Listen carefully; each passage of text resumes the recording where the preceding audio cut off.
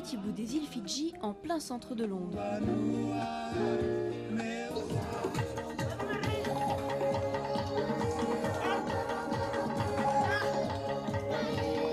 Comme une trentaine de pays participant aux JO, ces petites îles du sud du Pacifique ont ouvert une maison pour accueillir le public le temps des Jeux.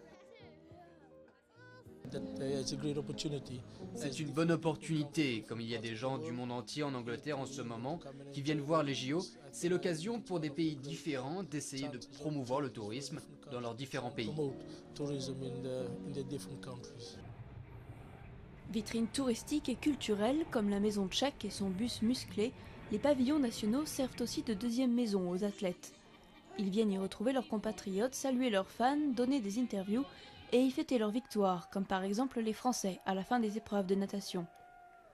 De son côté, l'Autriche a mis les moyens, 1 million d'euros pour recréer les Alpes dans la capitale britannique. Ça sert de lieu de rencontre pour les sponsors, les officiels, les athlètes bien sûr, les coachs et les médias. Nous organisons des conférences de presse, mais c'est aussi la première fois que nous avons mis l'accent sur le public.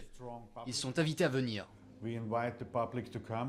La facture s'est révélée trop élevée pour le Village Afrique, première maison olympique partagée par tout le continent. Il a dû fermer suite à un défaut de paiement.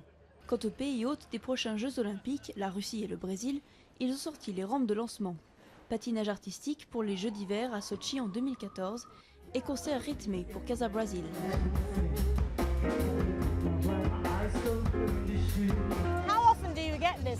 On n'a pas ça souvent. D'habitude, si vous voulez faire ce genre d'expérience, il faut aller en boîte, payer. Et ce n'est pas toujours aussi bien. Ici, vous avez la musique du pays, un peu de la culture, la nourriture.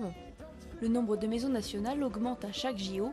Il devrait y avoir encore plus d'endroits pour faire la fête à Rio en 2016.